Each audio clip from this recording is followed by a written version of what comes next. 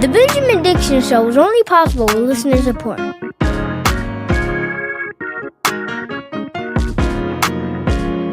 Go to patreon.com/the BPD Show and support the Benjamin Dixon Show. And gender non-conforming individuals to another episode of the Benjamin Dixon Show. We are live both on the Benjamin Dixon Show channel, but we are also live on thisspace.tv. Be sure to log in and to come over and to support over here on thisspace.tv. Also, This Space, just search up This Space on YouTube. Good afternoon to everyone in the chat.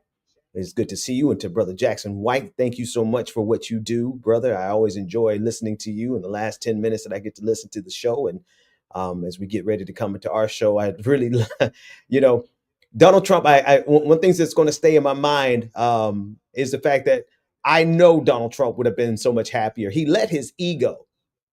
Jackson White said in the last hour that Donald Trump doesn't want to be president. The biggest mistake he ever made was to run for president because now he's had just a lifetime of sorrows and his legacy is ruined. And the fact that he is a pedophile is now being exposed.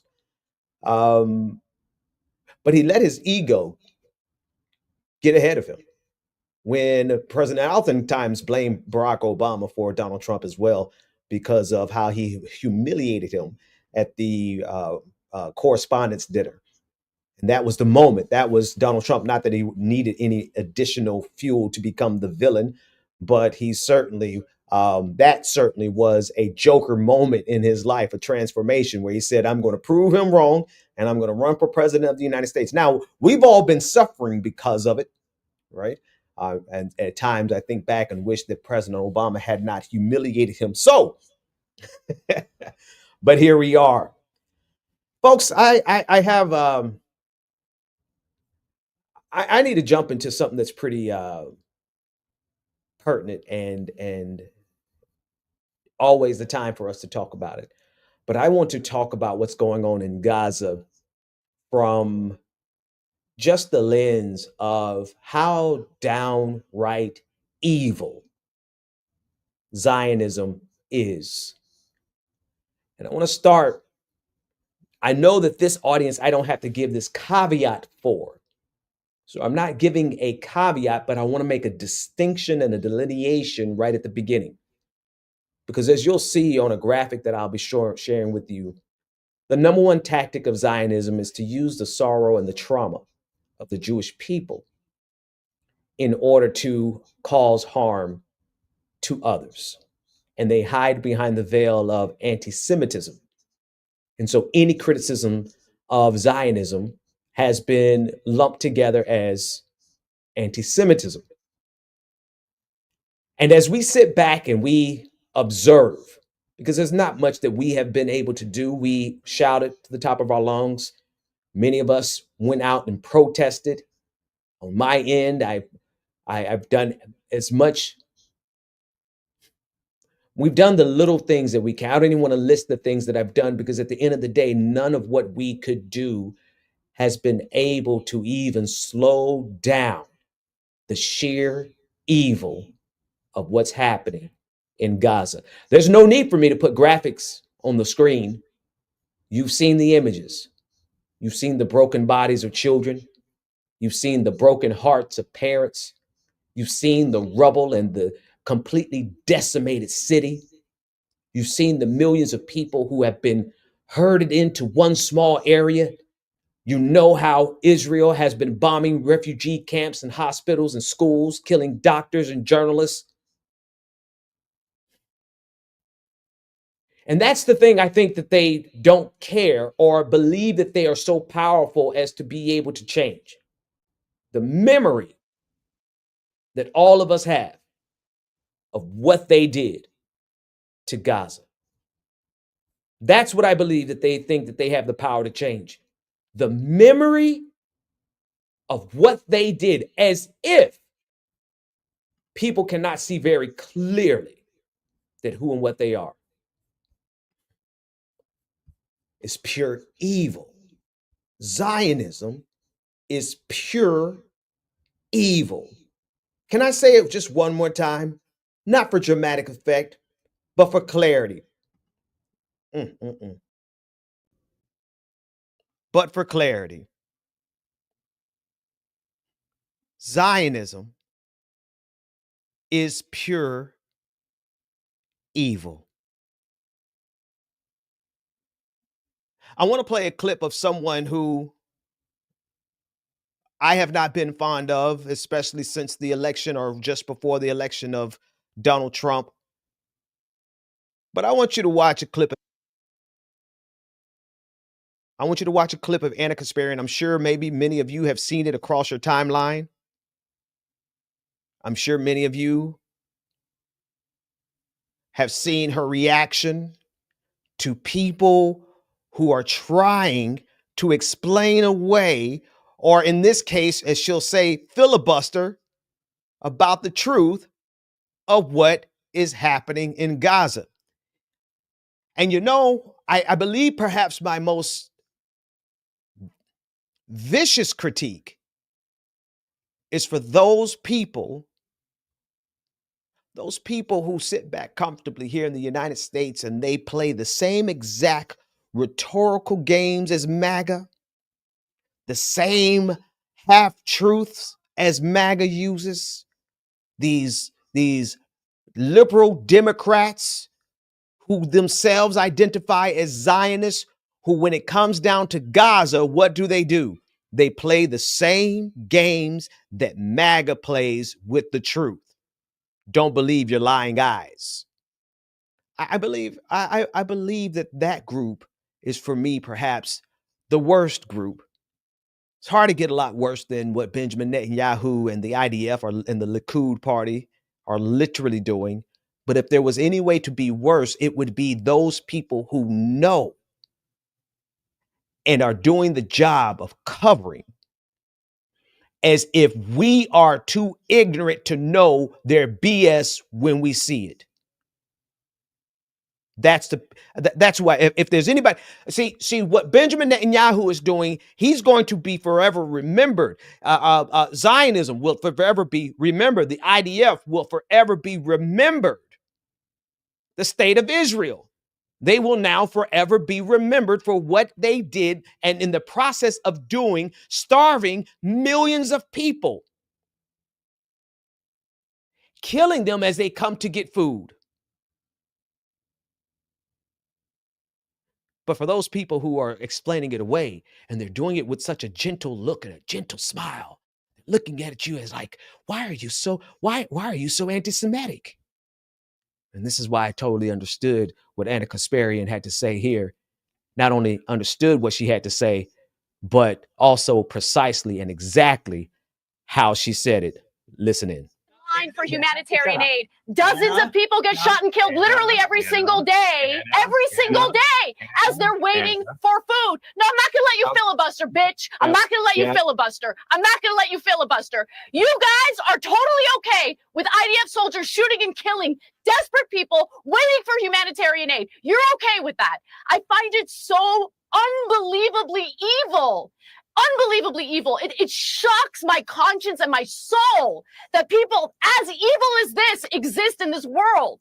Okay, watching these images, looking at these videos, seeing all these kids desperate, hungry, parentless, trapped in Gaza, and you're sitting here and you're defending it. I can't stand it. I can't listen to it. The filibustering is unbearable. It's unbearable.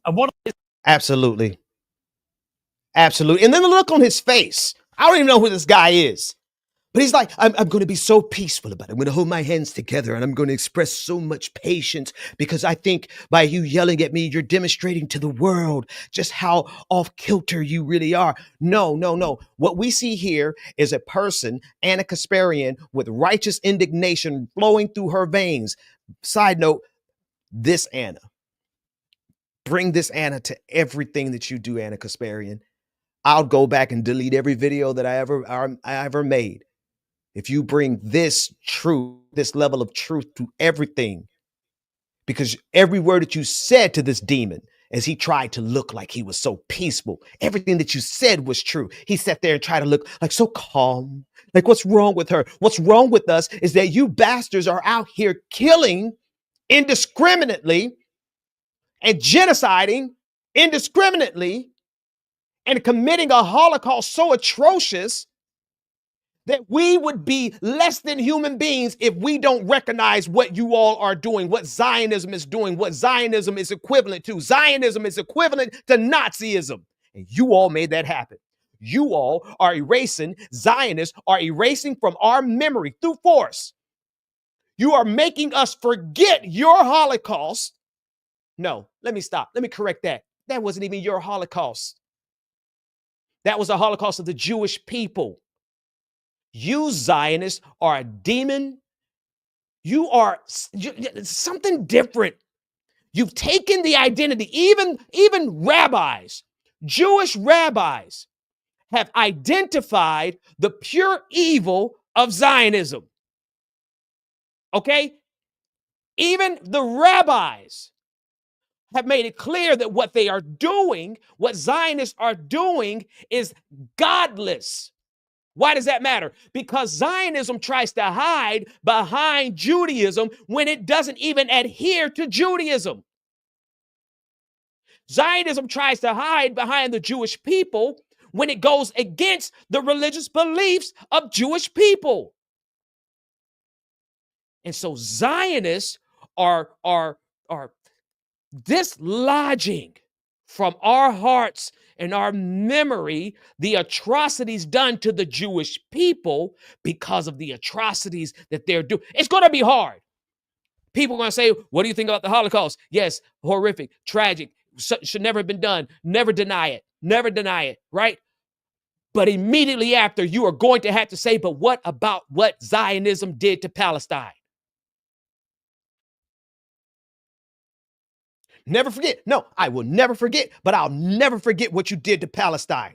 I'll never forget what you did to all of those families. Entire families erased off the registry.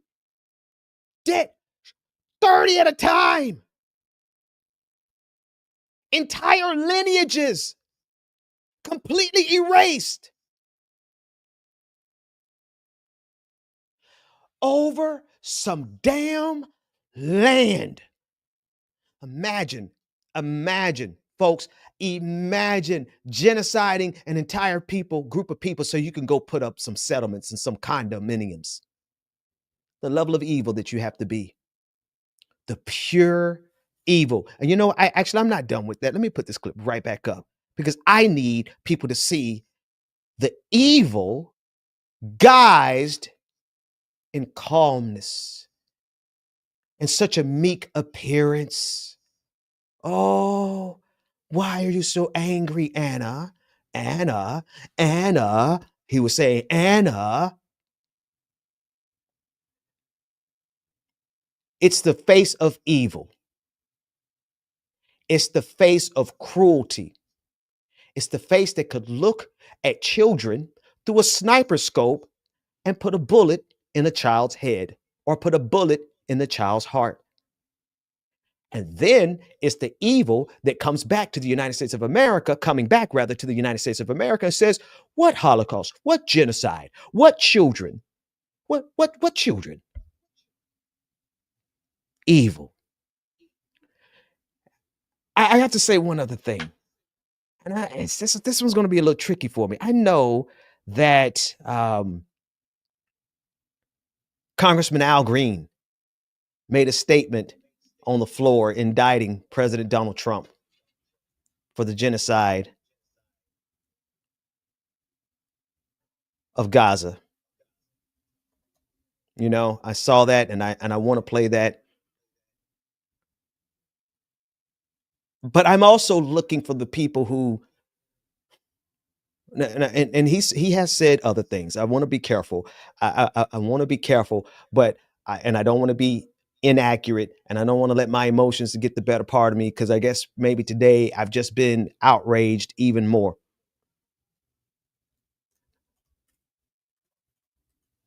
But I'm not interested. I tell you what, Let's listen. I want to find that clip because I'm interested in the people who were willing to identify the genocide that began under Donald Trump. Rather, Joe Biden. You know, I've seen more Democrats speak out now. You know, I've seen more Democratic elected officials send out tweets now. Yeah. Okay, and I get it. But where were all of you when Joe Biden was behind it? When Joe Biden flew over there and stood with, or sat with him on stage, Benjamin Netanyahu on stage, and continued to send weapons.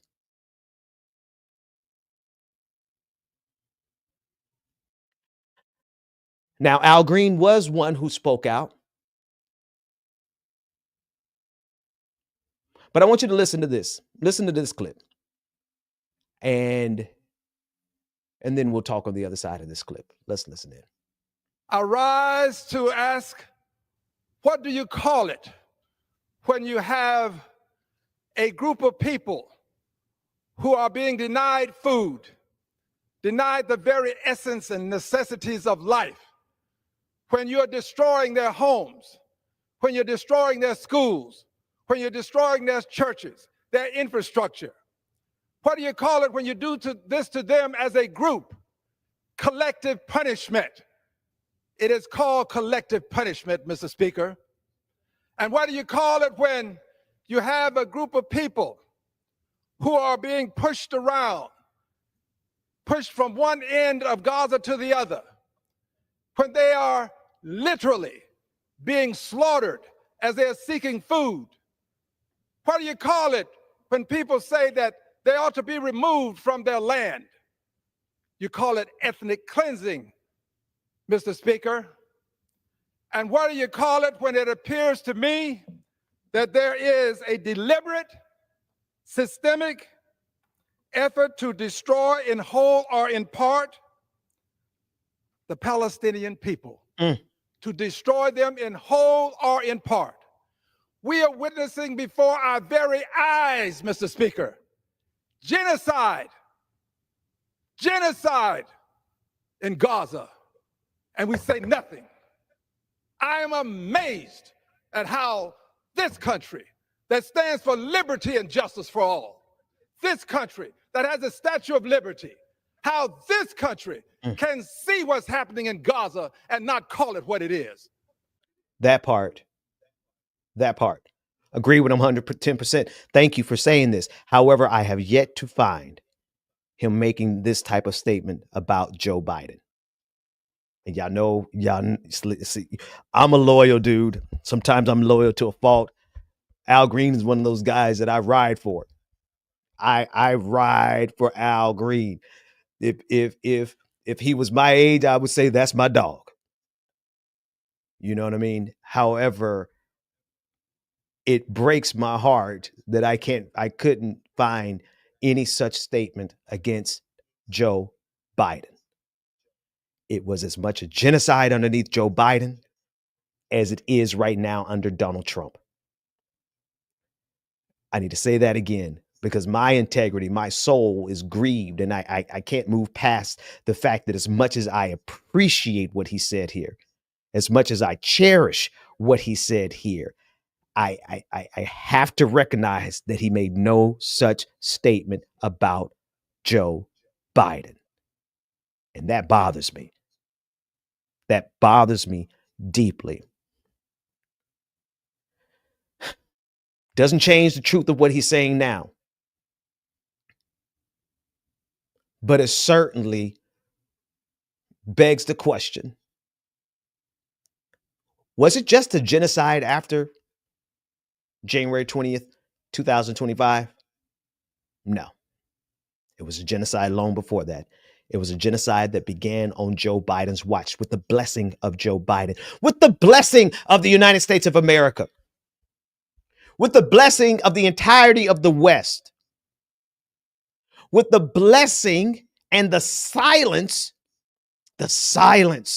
oh, the strategic silence of a whole bunch of black folk related and connected to AIPAC. Now, I'm not going to litigate that one here because we're in mixed company.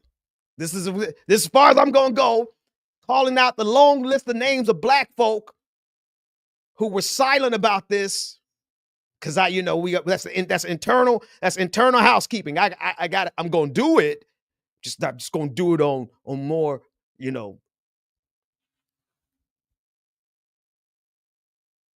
But I will say this. No, I'm not even going to say that. Some stuff got to stay in house. But as for the Democrats, generally speaking, especially for those people who can't understand for the life of them why somebody would not have voted for the administration, whether it was Joe Biden or Kamala Harris, in the election. People like to play that game. How could you expect people with any ties? See, I did an evil thing, me personally. In context of Gaza, none of us should have voted at all. None of us. But I voted. Why? Because I knew Donald Trump was just as bad and going to be worse. I knew that this was a consensus of the West. I knew that this was an indictment of everything that we stand on. I knew that it was revealing the rot that's at the core of the West, that's at the core of America, that's at the core of our so-called democracy, is the fact that both parties agreed to sit back and let this happen. And so voting for either one of those parties was an evil task that many of us chose. And we did the difficult thing. We did what we had to do in order to try and stop fascism. But here we are with fascism in full throat, you're right, in full form right here in the United States as a reflection. It is a reflection of what we allow globally. It has always been the case that what we do globally will always come back domestically. I hate to have to call out my dear brother Al Green, because what your words were so powerful, man. Your words were so powerful, but where were your words when it was Joe Biden?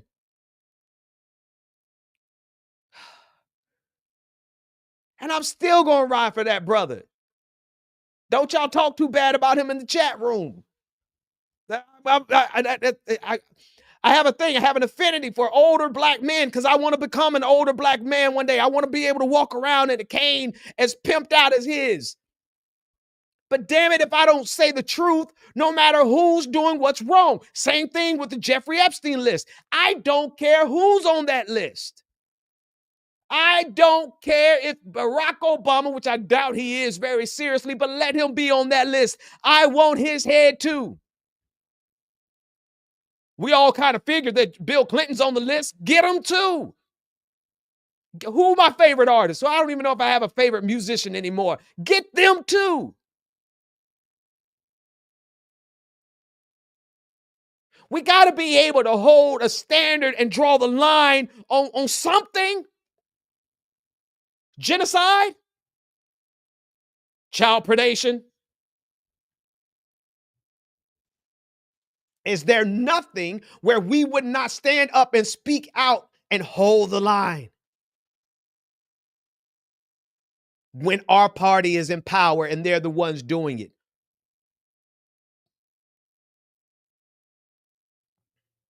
I want to go through a graphic that I made.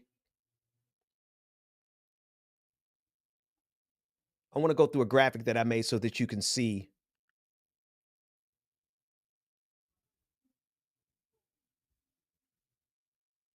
what Zionism says versus what Zionism does.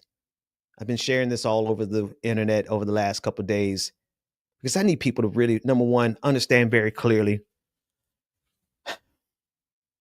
Number one, I want to repeat again.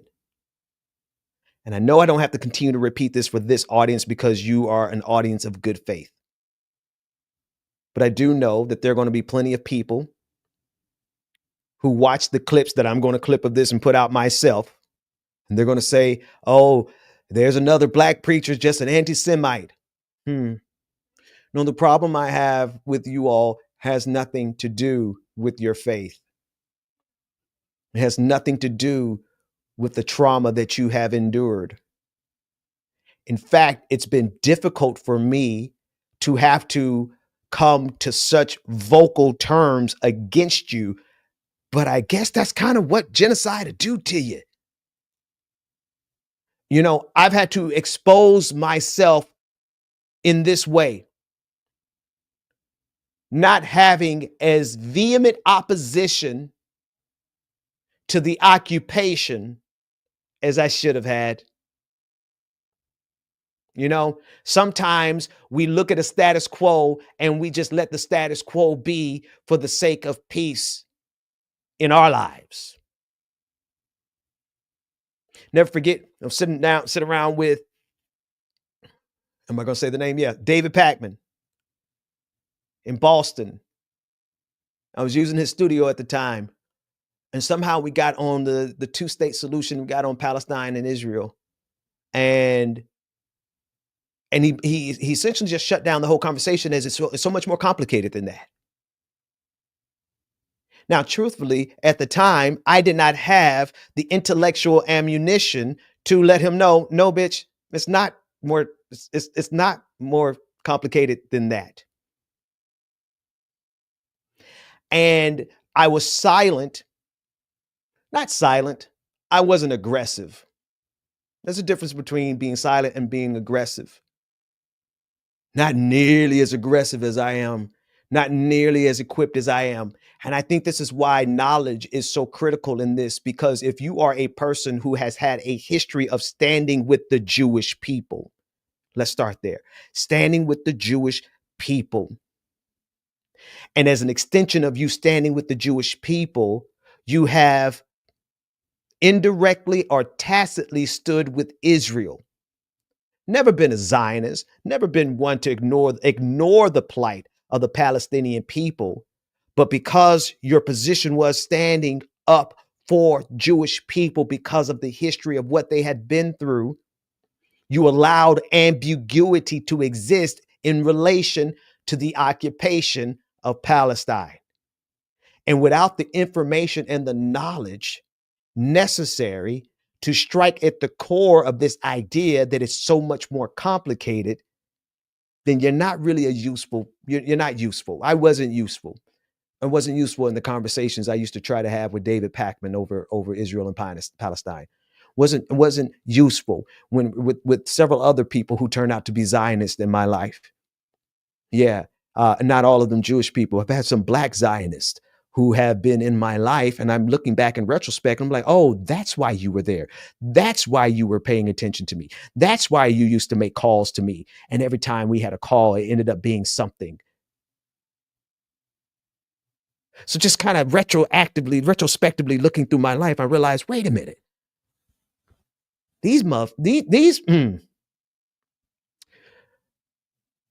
What Zionism says and what it does, a structural breakdown of contradiction, alignment, and harm. In the left-hand corner, the red column, what Zionism says is the problem. What Zionism, and what I did last week was I took a tweet from Benjamin Netanyahu as he was pointing to USAID, and he was looking at the funds from USAID, and he was pointing to how USAID ends up helping all of these factions that are left-leaning that are a problem from his perspective for Israel.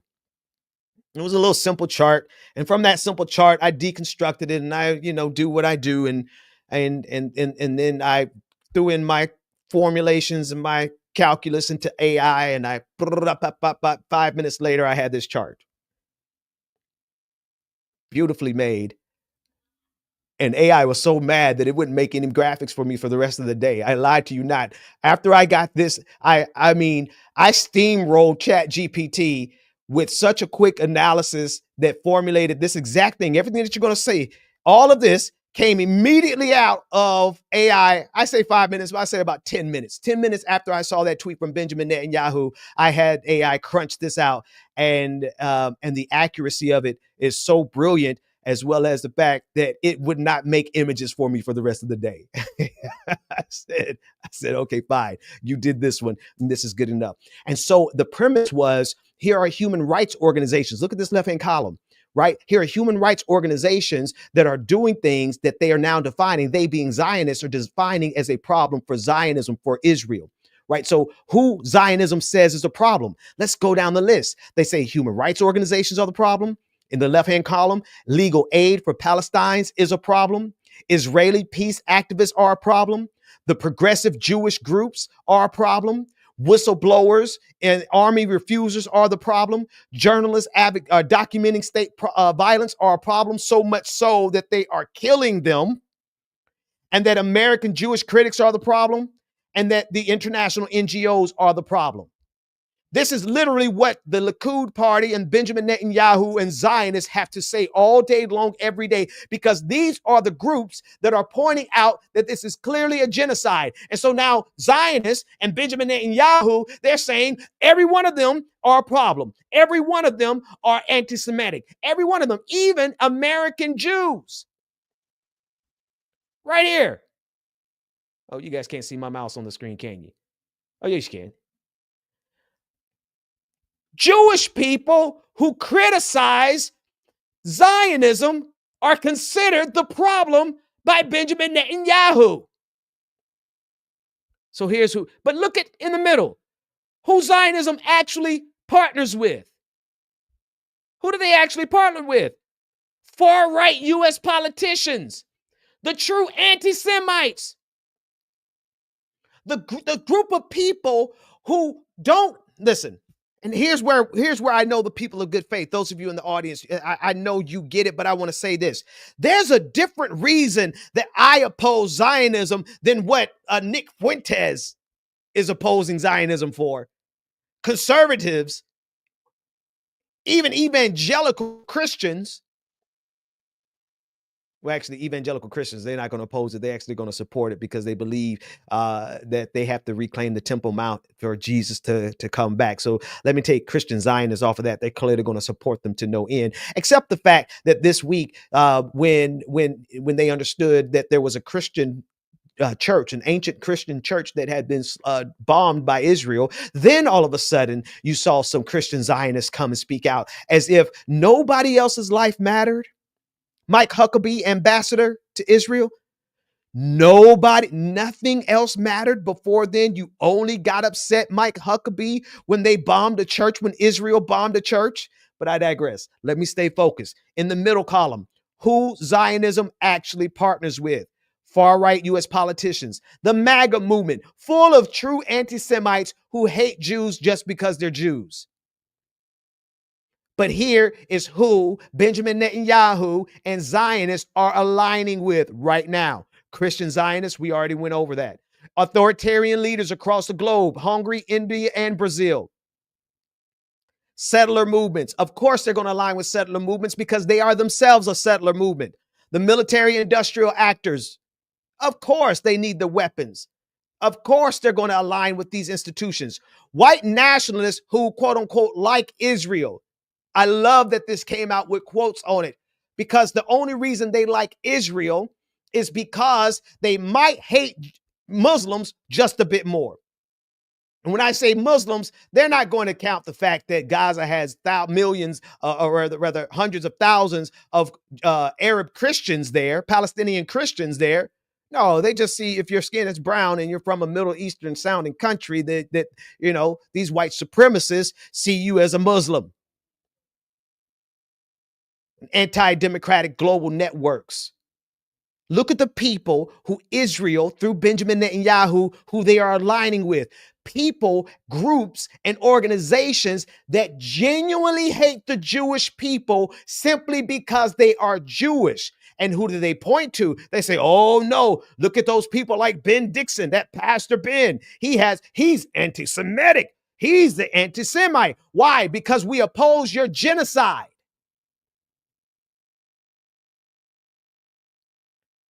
Last column, how Zionism justifies itself. Number one, bullet one, it equates any criticism with anti-Semitism. It doesn't matter if it's a baby. Oh, Lord, the video we saw, that child who half the body was missing this week. The entire bottom half of the body of that child was missing, and the parent was carrying that child, trying to get some dignity for that child in death. And when we speak out against that, we're anti-Semitic. This second bullet was so important. Uses Jewish trauma to excuse state violence. Column 3, bullet 2. This is on my timeline. I have it on my timeline multiple times. If you want to get this, please do go get it and feel free to use it. But that second bullet there, uses Jewish trauma to excuse state violence. Isn't that what Benjamin Netanyahu, isn't that what Zionism is doing? Isn't that exactly the core of Zionism? From the beginning. See, when I used to try to politely have these conversations with my friend, I'm sure we probably don't refer to each other as friends right now, but David Packman. See, I didn't really know what the Nakba was, right? And I didn't really understand the history of how Israel was born. Not, I understood that it was a state that was created by the United Nations resolution, right? But the carry out and the process of it becoming a state, and I'm bringing that up here, is because from day one, from the inception, from the very inception in the mind of was it Theodore Herzl? His first name escapes me, but his last name is certainly Herzl. In the late 19th century, it utilized the precarious position of Jews distributed around the globe as a diaspora as a justification for an ideology that would later come into fruition as a full state violence of Zionism. Bullet 3 says defending power equals defending Jews. That's the one. There's no level of violence that has not been used to say, but we're defending Jews. No, you're not. You're not defending the Jewish people. If anything, you are putting the Jewish people in a far more dangerous situation. Why? Because now when we remember the Holocaust, we can't remember the Holocaust without going right to the Holocaust of Palestine. All for what? A new settlement? Some new condominiums? Some beach property?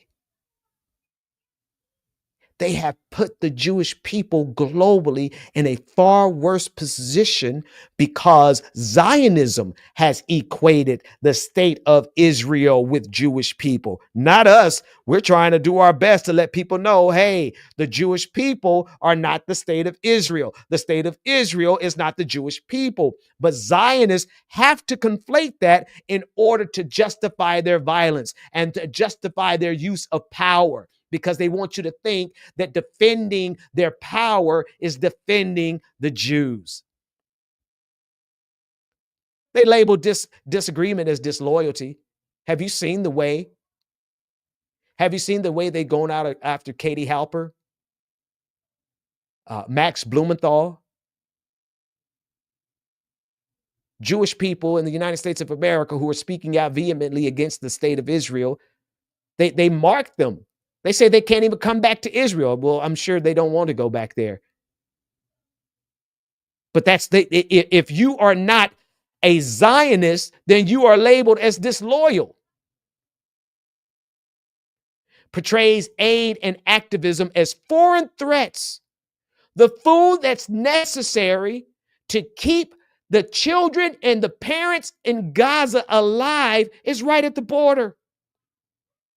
But they blockaded it because they consider that a threat. Claim security while fueling conflict. You know,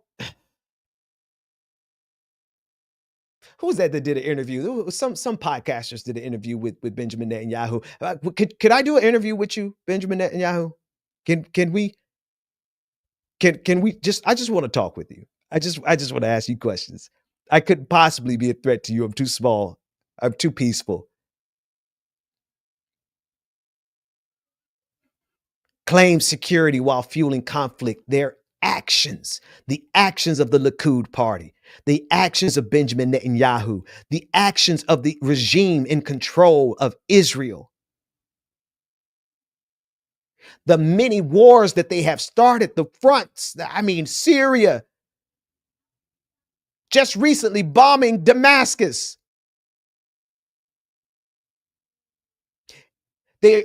Benjamin Netanyahu is truly on this campaign that he believes is going to be the birth of the Greater Israel Project.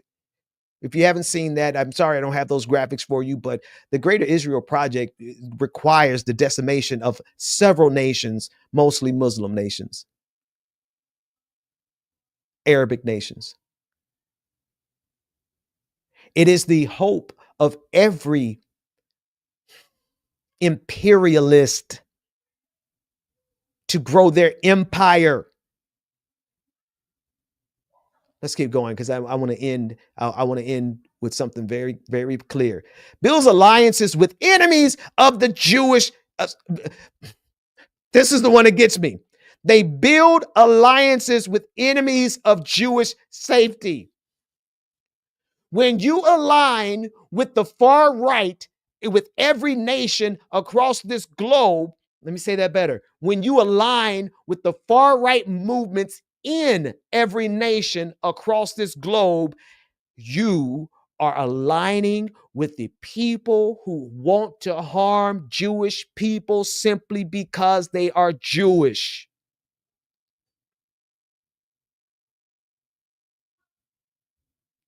And then they look at those of us who are like, hold on. Number one, we were never going to go along with you for genocide. Number two, shame on us for either being silent or uninformed, not informed enough to be able to not go along with you in your occupation. But now you are turning on those of us who have stood with the Jewish people because we stand with the oppressed no matter where we find them. And you expected us to stand with you as you turned into or revealed yourself to be the apex oppressor. Because you've been an oppressor since the inception of the idea of Zionism, especially once it required you to expel 700,000 Palestinians in the first Nakba. I've had a little time with history this week, and again, y'all, some of this is a Black-centered conversation, so I love you all, but I just let me have it out. I'm just gonna say it out loud. It doesn't mean that I'm expecting you to give commentary on it. Not Maynard. Let's start with the ones that Coretta Scott King, Dr. Martin Luther King, Bayard Rustin. That's the name. Especially Bayard Rustin, Rosa Parks,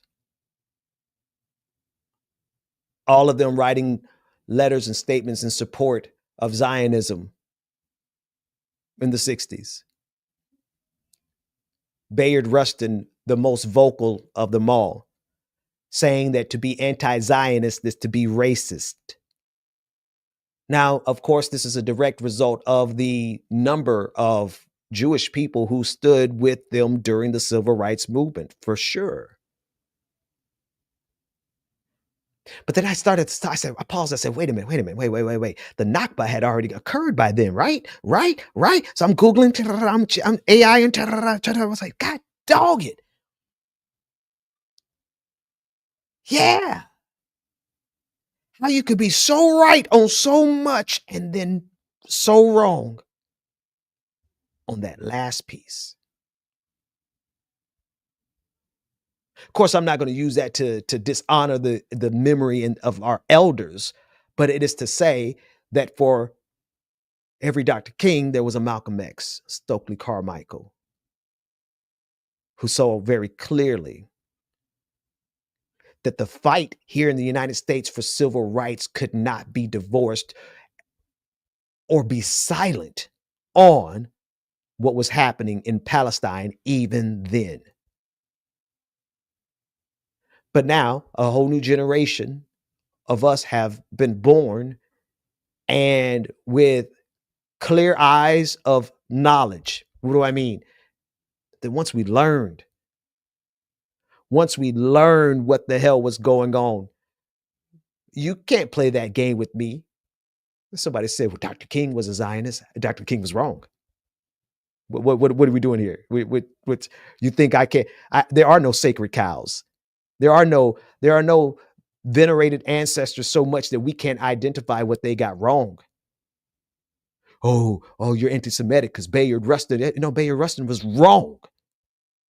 He was loud and wrong. Oh, you're dishonoring Coretta Scott King. No, I'm not, because later on in Coretta Scott King's life, she corrected herself. She wrote another letter making it clear that what was happening to the Palestinian people. You just want us to remember when she spoke in support of Zionism. You don't want us to remember when she came full circle and said, wait a minute, now I can't ride with y'all.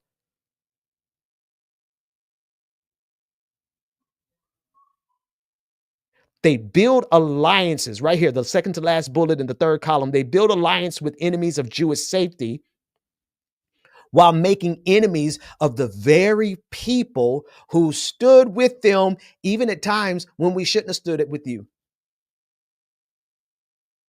But because we won't go along with you in genocide, and to all those black folks who are, I know there's a lot of white folks, and I know I'm talking to our diverse audience. I know I'm not talking to my precisely black audience, but I'm just thinking of a couple of names. A couple of names. Oh, how you have been silent. Let me throw one out for the wolves, because I don't really consider him black anyway. Richie Torres. He's black passing. One of the loudest supporters of this genocide. We ought to rip that melanin right out of your skin, brother. Because we have no requirement to go with people into becoming the oppressors ourselves. And then we have to retroactively look and accept the fact that they were already oppressors when we stood with them the first time, or when we were silent when they were occupying, or when we were too uninformed or not aggressive enough. We have to look in the mirror and say, dang, we got that wrong. They pretend, last bullet, they pretend repression equals protection. The bottom, the shield area. These are people and institutions that hold people accountable. That's who Zionism says is a threat. Far right column. This isn't conspiracy. It is a repeatable formula. Yeah, well, yeah, that's for sure, because what you're going to find are these exact techniques that we've outlined here is at the core of every imperialist movement, of every oppressive group. They must make these what we're calling self-destructive paradoxes. It's a self-undermining paradox. To align yourself with the very people who hate you simply because you are you, Benjamin Netanyahu. Zionism, to align with Donald Trump, to align with MAGA, to align with Christian nationalism, to align with all of the different nationalist groups. That is a self-undermining paradox that is going to make you implode. The actions, all of these actions that Zionism uses to justify itself, those are actions that are going to inevitably make it collapse underneath its own paradoxes. You cannot operate in the way that Zionism operates, or empire operates, or white supremacy operates, and expect it not to collapse. And every time it gets close to collapsing, what does it do? It goes and starts another war so that it can live to oppress another day. Zionism doesn't protect Jews. And in doing so, it turns your values, your allies, and your safety into enemies. This isn't about Judaism. It's about a political system that now uses Jewish fear to serve authoritarian goals. It calls justice dangerous. It silences dissent. And it shakes hands with those who hate Jews so long as they allow for and praise the power of Zionism. That is the evil of Zionism. That is the clarity that we must have when we fight back against this demon that is Zionism. We must save all of the AI spell, big old doesn't with an E, or rather with an A. What am I saying? My eyes are betraying me. We must have precision in our arguments and precision in our understanding of what they are doing, they being Zionists. Be sure that every time you speak, you never let it come out of your mouth. Identify those pronouns. Who's behind the pronouns? When I say they, I'm talking about Zionists. When I say Zionist, I'm not talking about the Jewish people. I'm talking about the political movement, many of whom are not even Jewish because they're not a part of the faith. Benjamin Netanyahu is not a practicing observer of the Torah. This is why we should amplify and elevate the voices of the Jewish diaspora, as well as rabbis who are very clear about the fact that Zionism doesn't represent them.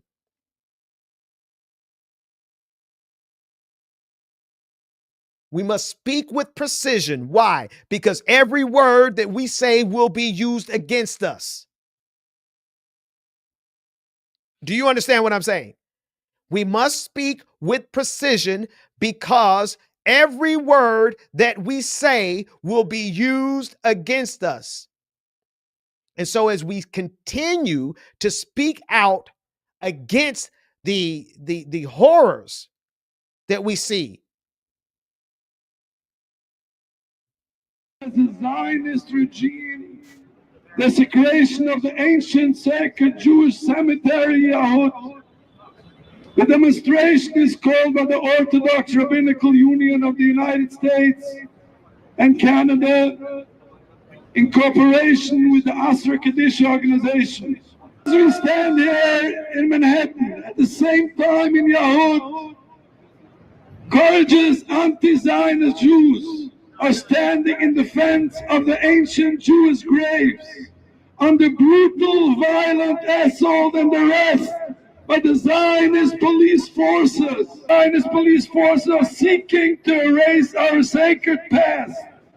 According to Judaism, which teaches the existence of life after death, digging graves is a serious sin. Of course, this terrible tragedy and crime could only take place in the state calling itself Israel.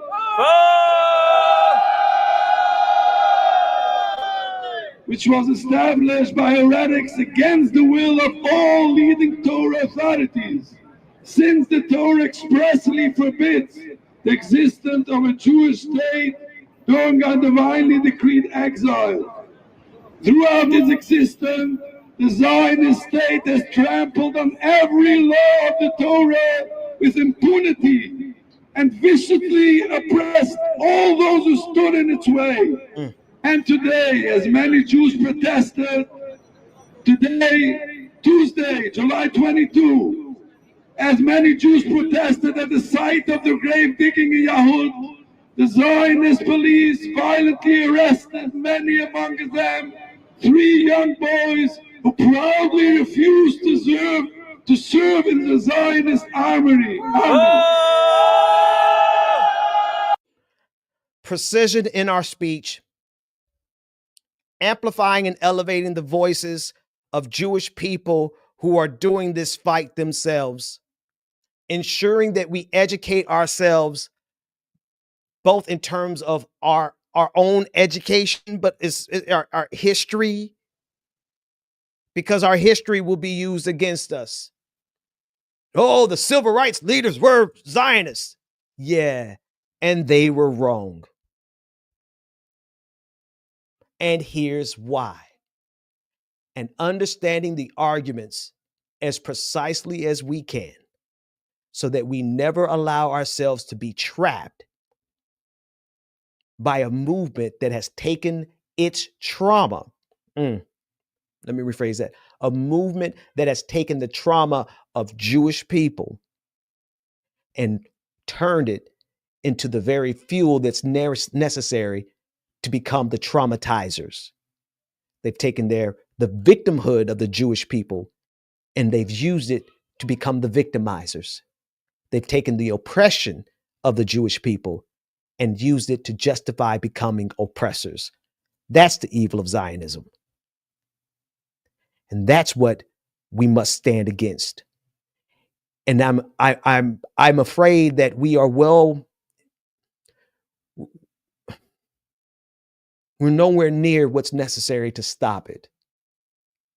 We're nowhere near a time that it's going to end, because of how freely they have moved all around the globe to do everything that they want to do, to bomb indiscriminately, and it's almost like they're looking around and saying, who's going to stop us? Well, I just want to play this sister one more time because I miss this Anna, and I think this energy and this clarity. I think this energy and this clarity is precisely what's needed in this moment. When we face the peaceful, look how peaceful that guy looks. He's like, oh, she's so ridiculous. Oh, she's so irate. She's so out of control. And I'm just a peaceful Jewish man. In reality, he's a Zionist who wants to be able to accomplish the greater Zion, the greater Israel movement, which is going to require the bloodshed of so many millions of more people. And if we don't have the clarity and the insight necessary to stand against them, then we're going to find ourselves in the same position we were when they started the genocide of Gaza. Get shot and killed literally every single day, as they're waiting for food. No, I'm not gonna let you filibuster, bitch. I'm not gonna let you filibuster. I'm not gonna let you filibuster. You guys are totally okay with IDF soldiers shooting and killing desperate people waiting for humanitarian aid. You're okay with that. I find it so unbelievably evil. Unbelievably evil. It shocks my conscience and my soul that people as evil as this exist in this world. Okay? Watching these images, looking at these videos, seeing all these kids desperate, hungry, parentless, trapped in Gaza. And you're sitting here and you're defending it. I can't stand it. I can't listen to it. The filibustering is unbearable. It's unbearable. The Benjamin Dixon Show is only possible with listener support.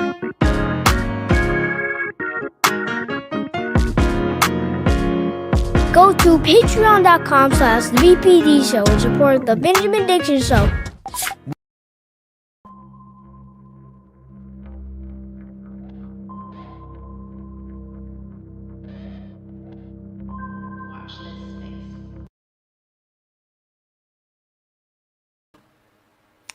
What's happening?